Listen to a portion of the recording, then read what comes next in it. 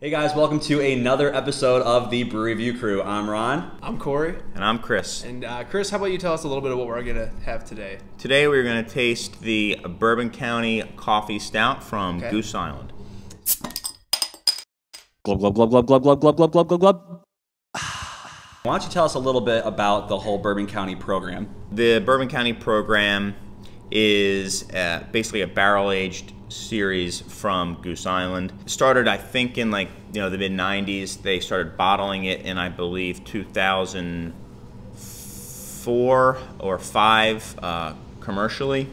Okay. And it's a big, massive Russian Imperial Stout aged in bourbon barrels. It's about as big and bad Imperial Stout as is out there. Awesome. And definitely a point of pride for the city of Chicago, who really invented the style. You know, they were the first ones to at least commercially take a big stout and put it in a bourbon barrel. So for you being here in Chicago, did you have a line wrapping down the block? Yeah, for 3 days in a row. Goose Island now very much realizes that this is an event and something that people in Chicago really want.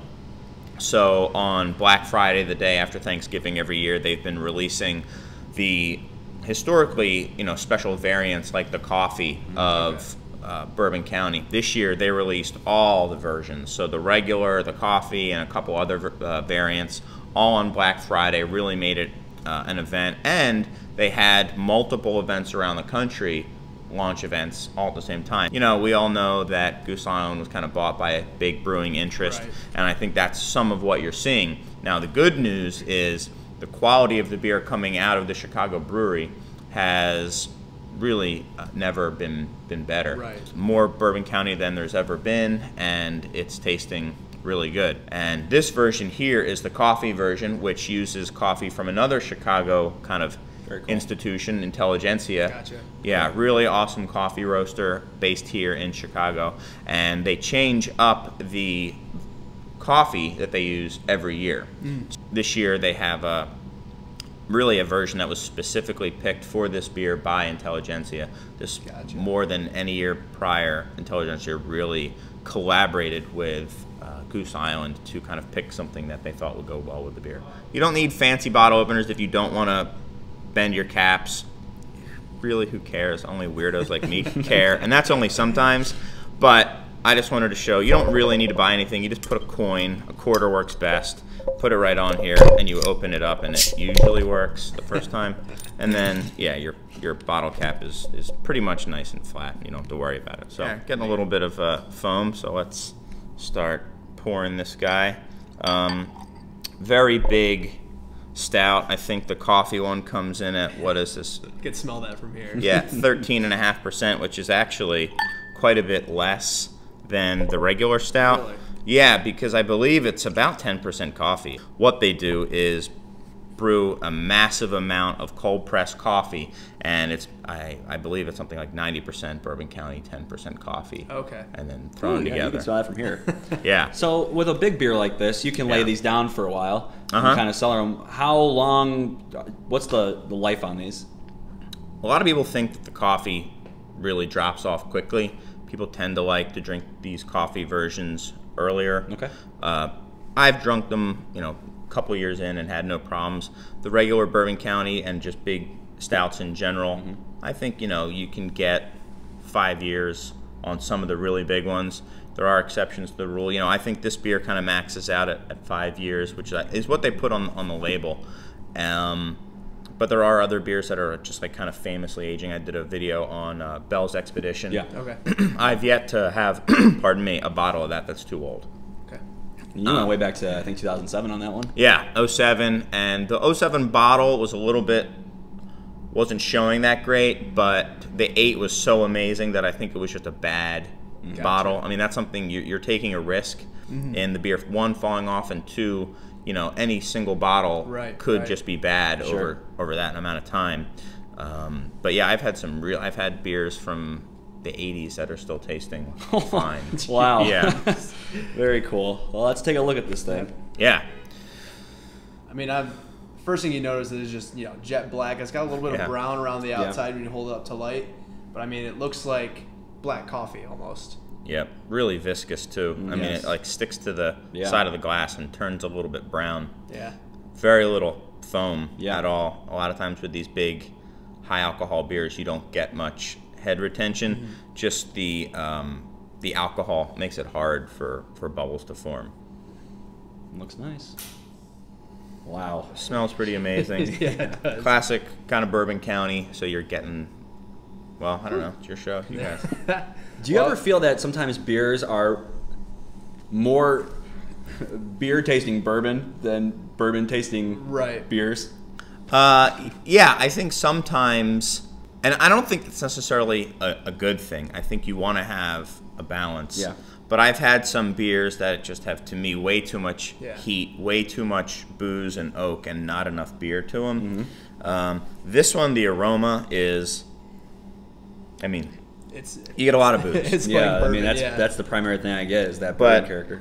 You get a ton of coffee. You get a lot of chocolate. You get, vanilla notes as well. A little vanilla in there. Yeah. Which is certainly from the barrel.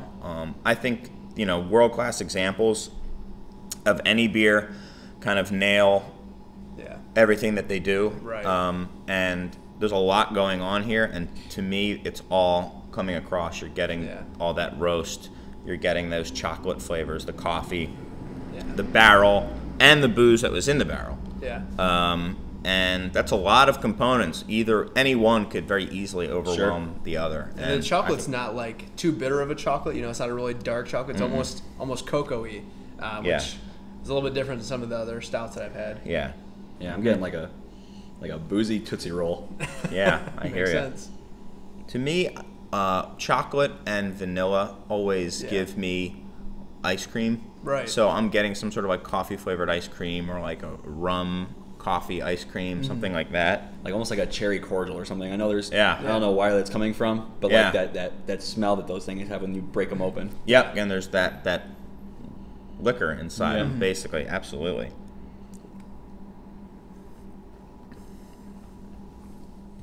Wow. That's delicious. Yeah, solid beer, right? It's really good. One of my absolute all-time favorite beers. Wow. And talk about transitioning in your mouth as you drink it. I mean, it started a little bit chocolatey for me. Yeah. It's getting smokier as it goes on. That bourbon, the vanilla gets in there, a little toffee. Get the heat, man. And the heat. Like you get that burn like you do from bourbon. That mouthfeel. Yeah. It just That's coats beautiful. it. That's, I think, what separates Bourbon County from the other Imperial like Stouts that I've had. It's just such a massive mouthfeel to this beer. And that, to me, the first thing that I notice on this beer is the mouth. You just kind of like drips into your mouth. It just coats it and it is massive. And then you get all that chocolate and the booze and everything like that. To me, this tastes exactly like a liquefied Whopper. Those little candies, those little chocolate malt Whopper balls. I mean, it almost feels like after you take a sip, like you just took a shot of bourbon and you get the alcoholic like effervescence in your mouth. It still kind of just feels like it's kind of pulling away from your mouth. Yeah, and like the booze kind of like your gums and start get that little bit of heat. Tingle. That goes all the way down. Heck yeah. Wow, this is a fantastic beer. There's a lot of coffee in it too, so if you drink a bottle of this or a glass of it, you do get a little caffeine buzz. Absolutely, you do. So it kind of just keeps you perfectly streamlined. Not gonna get too tight. No, I think the booze will win eventually. So not a good mid-workday type beer at the office. Probably not. Probably not. Delicious, absolutely delicious. I don't really know what else. It's not overpowering in any way. It's like a perfect mix of all of its qualities. Right. Yeah. I mean, my ratings are kind of a joke. I kind of joke that I have like a 5-point scale. Yeah. I mean, everything to me is like 89 to 94, and then sometimes I'll go 96, 97. Yeah, I mean, the thing about it is, what more could you want? And really, a beer that you don't like, is it really that bad? Most commercial beers are still pretty decent. So I feel bad about giving a beer, like just trashing it. And then at the same time, I'm always like, is it perfect? Could something be added to this beer to make me like it more? It's kind of the way I think of it. If it's, and if nothing could be done to make this beer any better, then I guess it's 100. I don't know if I've ever given 100, maybe once. I think the way I look at it is, what is the beer trying to do and how well does it do it? Yeah. I think I get everything they intended on me getting, and it's all really well done. We talk a lot about beers that the flavors meld together so well that nothing tends to stand out, but with this one, everything melds together in a way that's still distinct and awesome. Yeah. Really good. And it does take you through that. I always like think of it as a thick layer journey, right? Like you just keep digging in, and the more you let it sit in your mouth, the more flavors you get. And I love that as opposed to just a one hit in the mouth type beer flavor too. Right. So I'm gonna go 99 though. I'm gonna say that there's still a little bit. Well, I don't know. I don't like drinking beers that make me feel like I just had a shot, and that like I said, the tingling in your mouth afterwards just brings down just that 1 point, but. The flavors in general are just almost perfect for me, so yeah, I'm right there. Yeah, I'll go 99 as well. I like the regular Bourbon County the best probably, just because I think it's such a true expression of what the beer itself is.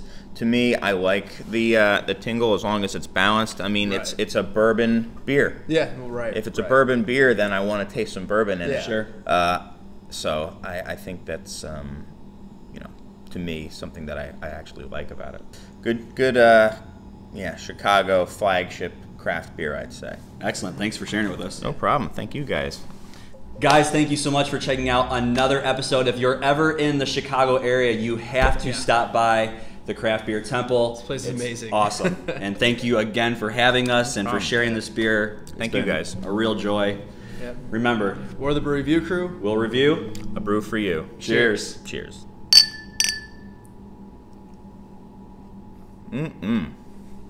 How's that for a morning beer? It's pretty good. It's a good way to start your day. Yeah, it is. Man, that is just amazing. Hey guys, like that review? Click on the video for our previous episode. You want to check out your favorite beer by the style? Click on the logo in the top left corner. Don't forget to like us on Facebook, follow us on Twitter, and subscribe to us on YouTube. Cheers.